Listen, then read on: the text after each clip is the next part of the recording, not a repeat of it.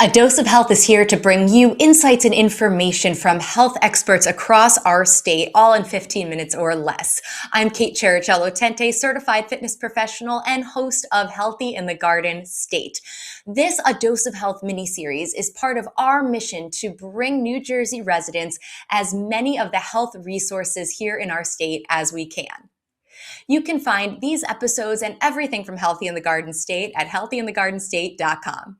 Each Sunday during these cold winter months, farmers and other local vendors still show up outdoors at the Convent Station train stop.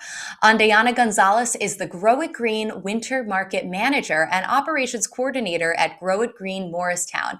And she is here today to share more about what this group is doing and insights into how you might be able to bring something like this to your own community. Andeana, thanks so much for talking to me today. Thank you. Thank you for having me. This is exciting. Oh, my pleasure. Now, we know you're the manager of the winter market, but can we first start with kind of what the umbrella organization is that oversees winter market and what that all encompasses? So we are Grow It Green Morristown. We have been established for 16 years now. Actually, we're going into our 17th year. And Grow It Green has started with an intention of connecting people to produce or vegetables or just the earth in general. So it started as a community garden. Garden still exists on Early Street in Morristown, and it was a way for the urban residents to have access to nature and the earth and growing their own food. Very soon after, the urban farm began shortly after the community garden, and we got an acre of land behind the Lafayette Learning Center.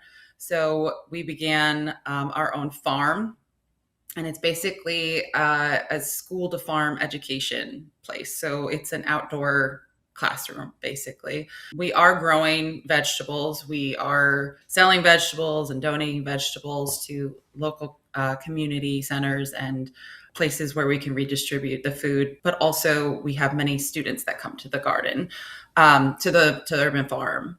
And we have a whole education program. So those are two things that we're doing in the summertime and warmer months.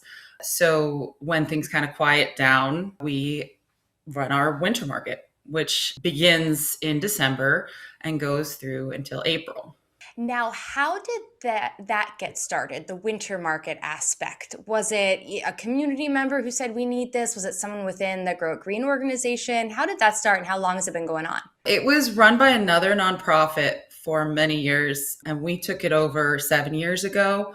I think it was just somebody wanted to carry it on in Grow It Green. This was before I began. So I've been running it for 5 years now. So I think that Grow Green wanted to stay connected to the community, and we do have a lot more of a quiet time in the winter since we do have a small farm. It's not a 4-season farm. And I think we just wanted to have something that still connected us during those like 5 or even 6 months that things are a little bit more quiet, because we're very active in the summer. And I think we just wanted a project. Yes. So now I'm curious about, like, for instance, if someone watching is saying, wait, we don't have anything like that near me, how might Mhm. we get it started? I mean, you're talking winter, vendors in the cold, customers in the cold. I feel like cold is just like the overarching, what Mhm. is it, topic that people would complain about there or say it wouldn't work. How did you get this going, convince the vendors and customers to come? Well, when I first started, and I can only take credit for the years that I've been Sure. managing it. So it was a very interesting time because I took it over the year of COVID. So it was Ah, 2020, and we decided to go outside. We were at the Morris Museum at that time. oh, It was our first year as an outdoor market because we had been at Alexander Hamilton's middle school, and we needed to go outside in order to continue during COVID restrictions. And it was just, we realized it was so needed. Our numbers went like skyrocketed from the past year's statistics. It was just a necessary thing. And part of it was, coincidence and just the time that everybody needed something at that time. They needed a community, they needed to get outside, and they needed to be safe. And it was the safest way to shop, to be honest, and shop for your essentials instead of going to the supermarket indoors, crowded. We had necessary instructions that we followed the CDC guidelines and stuff, but because it was outside, there was a lot more freedom. And so that was kind of a starting off point for me, both like a difficult year, of course, for many people, but it gave us a lot of hope and a lot of incentive to meet people where they needed to be. And so that was actually a good year for me to start. I learned a lot right away. I bet, I bet. And I see now, I've only been in the area for the last couple of years, so I've seen the market then, and I couldn't believe it. I went on one of the coldest days, was one of the days I was there this year, and I couldn't believe how just happy and upbeat everybody was. And it's freezing, and there are customers there, and the vendors are standing. Some were standing outside, some were kind of going back and forth from in their cars to outside to get warm in between. And just that spirit of community really is so true. And when we highlighted the Denville Farmers Market for our very first episode of Healthy in the Garden State, like everybody kept talking about community, and it just kept coming up and kept coming up. And it's really true. Have you seen like a neat network happen with the farmers and the different people who come to the market?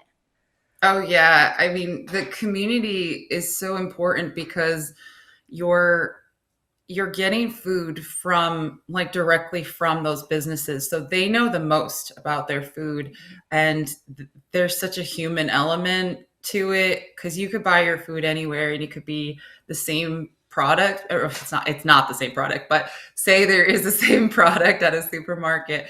You don't know the story behind it. You don't know the people behind it. You don't know the farms behind it.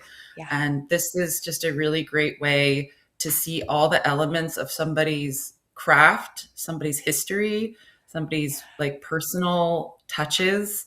And it's a real human experience, as well as just incredible food, just delicious. And I know we have this, you're healthy in the Garden State, right? So the healthy is almost a bonus, because if you're cooking with real food, less processed foods, these people are working with whole ingredients. They're working with organic foods. It's naturally going to be healthy. That's not even the main incentive. It's just everything around it is going to be some element of healthy and health supporting, healthy lifestyles, basically. Absolutely. And I like that you said same product, but also not same product, because you're right. It's same product in Yeah. title, maybe, and name, maybe, but really it's so different when it comes down to it. You know what? Hmm. I'm really intrigued by, I know you weren't there when this started, but knowing what you know now, being a part of the organization, if if someone feels pulled to start a farmer's market in their own town, be it summer, winter, indoor, outdoors, can you speak to kind of the process of making that happen? Yeah, so we're very fortunate that now we're located on Morris Township property. Before it was a personal property, it was the Morris Museum. Those are the two locations that I've been at, that I can speak from experience. Working with like finding a location and working with both the property and the business that owns it. Having a good relationship with them is the start. I communicate with the health department. I have to make sure the grounds are like maintained because of all the snow. So like the township has been incredible to work with, because they cover everything from the maintenance on the property to just answering any questions, and the health department's been great. So I don't know if that answers your question, but Yeah. that's the experience that I've had. We haven't had to work on many private properties. To work on township Yeah. property has been really great. But I know that people Okay. do it at libraries and other parking lots. Yeah. Parking lots are excellent because of easy parking is just really important if you're planning on getting a good crowd. Like street parking can be a little bit difficult. Many markets rely on street parking, so it does work. But I personally like having access to parking Yeah. lots. So it is just like planning an event, right? You have to contact Mhm. the place it's going to be and send some feelers out. You're contacting vendors that you may know or love or have reviews on. And then those logistics, right? Of the safety, Mhm. the health department, the parking. That's excellent, but it's really feasible. And so I love having moved back to New Jersey. It's my home state. I left, I'm back. And I just love this aspect of so many markets, so many ways to connect with your food sources, be it a farm to table restaurant or a farmer's market or going directly to a farm. So I love hearing about ways that maybe people who are inspired to make these things happen in a community that doesn't have some of these resources can. And I'd love to know a little bit more about how you became interested in this line of work. I worked on farms for many years. I lived in Pennsylvania, so I worked on a few farms there. It just started with I love being outside, and I found that working indoors for the most beautiful sunny part of the day was not going well for me, and so I started working on any farm I could find. So I found an organic vegetable farm and chicken farm in Orfield, Pennsylvania, and I worked with her for many years. I've worked on a Christmas tree farm, and yeah, I mean, organic vegetables really settled in, and I really liked working with just family farms, or a little bit more like small farms that were very community based. And so I kind of I reached a point. Well, let me take a step back. I worked on a farm in the summer. I needed a winter job, so I started running the market while still farming in the summer.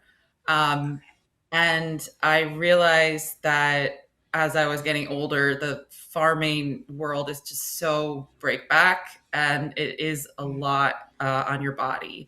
And unless you're going to be a manager or be an owner of a farm, the labor is just a lot, and it was very hard on me. And that's my own personal journey. There's so many farmers that are just doing such physical labor for many years of their life. But I wanted to go a different direction, and I found that helping farms and also helping the local economy, that's what really came out of the winter market too, was another direction to still be included in the world of farms, and included with just the small businesses that I really support. And I found my way. It was seasonal work, and then it just became a passion. That's awesome. Like, what a way to connect all the things that you really were passionate about and to create this kind of a new passion. That's really neat. And Mhm. Andeana, I love hearing about all of this. Please, if someone wants to learn more about Grow It Green, the market, or reach out to you, what is the main website? Will you share it with us? Sure. It's growitgreenmorristown.org. You can go to our winter market page there. It's growitgreenmorristown.org/winter market. You can also find us on Instagram and Facebook. We are the Grow It Green Winter Market, and you can support both Grow It Green Morristown and the Grow It Green Winter Market. Excellent. And I can't wait to see you again in person there. And I hope that anyone, if you're close to Morristown, to visit, if you're far away, to find one local to you, or maybe create your own if it's not there. But thanks again, Andeana. I really Mhm. appreciate what you're doing. Thank you very much. Thanks for tuning in. Be sure to click that subscribe button. And if you know someone who would also appreciate this series, please do share it with them. If you'd like to connect, partner, or have suggestions of what you'd like to see more of coming up, reach out anytime at healthyinthegardenstate.com. Until next time, I'm Kate Chericello Tente, and this is A Dose of Health.